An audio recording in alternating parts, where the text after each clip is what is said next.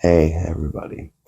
Today I'm going to be reading the first chapter out of The Art of War by Sun Tzu. I'm not very good at reading out loud, so I'm going to leave this entirely uncut and unedited. So if I fumble along, feel free to go ahead and laugh. Anyway, this is from the Ixia Press. They are the publishers. So I'm going to go ahead. I'm going to start right on chapter 1. Chapter 1, Laying Plans. Sun Tzu said, "The art of war is of vital importance to the state. It is a matter of life and death, a road to either safety or to ruin. Hence, it is a subject of inquiry which can on no account be neglected.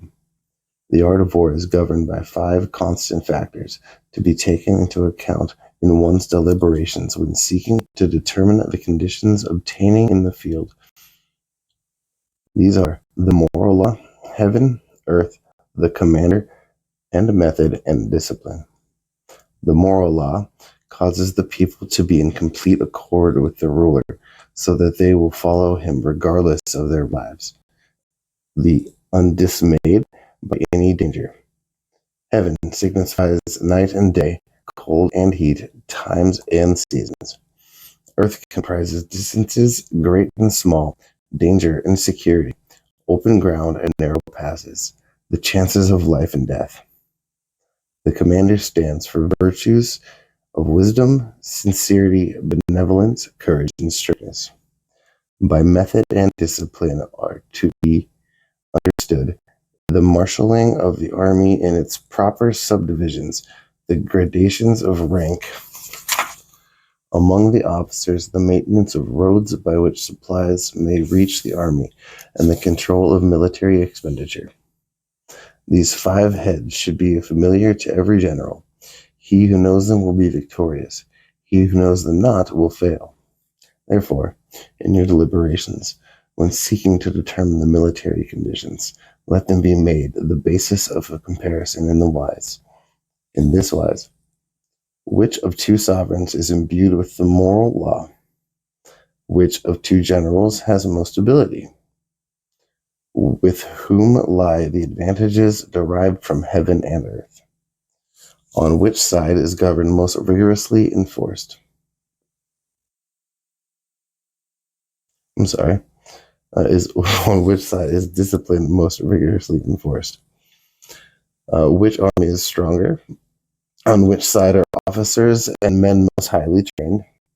In which army is there the greater constancy, both in reward and punishment? By means of these 7 considerations, I can forecast victory or defeat. The general who hearkens to my counsel and acts upon it will conquer. Let such a one be retained in command. The general who hearkens not to my counsel nor acts upon it will suffer defeat. Let such a one be dismayed. While heeding the profit of my counsel, avail yourself also of any helpful circumstances over and beyond the ordinary rules. According as circumstances are favorable, one should modify one's plans. Sun Tzu is a practical soldier and wants no bookish theories. He cautions there's not to pin one's faith on abstract principles. Tactics must be guided by the actions of the enemy, as well as illustrated by Sir W. Fraser in his words on Wellington, on the eve of the Battle of Waterloo. Lord Uxbridge asked the Duke of Wellington what his plans were for the morrow, because he explained he might suddenly find himself commander-in-chief and would be unable to frame new plans in a critical moment. The Duke asked, "Who will attack first tomorrow, I or Bonaparte?" "Bonaparte," replied Lord Uxbridge. "Well," continued the Duke, "Bonaparte has not given me any idea of his projects, and as my plans will depend on his, how can you expect me to tell you what mine are?"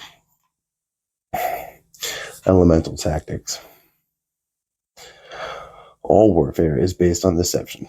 Hence, when able to attack, we must seem unable. When using our forces, we must seem inactive. When we are near, we must make the enemy believe that we are away. When far away, we must make him believe we are near. Hold out baits to entice the enemy, feign disorder, and crush him. If he is secure at all points, be prepared for him. If he is superior in strength, evade him. If your opponent is of choleric temper, seek to irritate him. Pretend to be weak, that he may grow arrogant. If he is inactive, give him no rest. If his forces are united, separate him. Attack him where he is unprepared. Appear where you are not expected. These military devices leading to victory must not be divulged beforehand.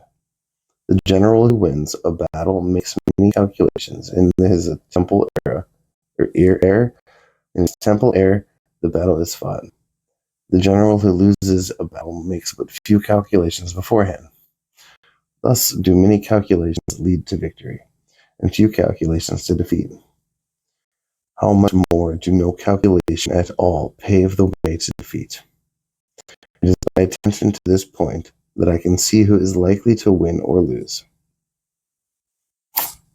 That is chapter 1.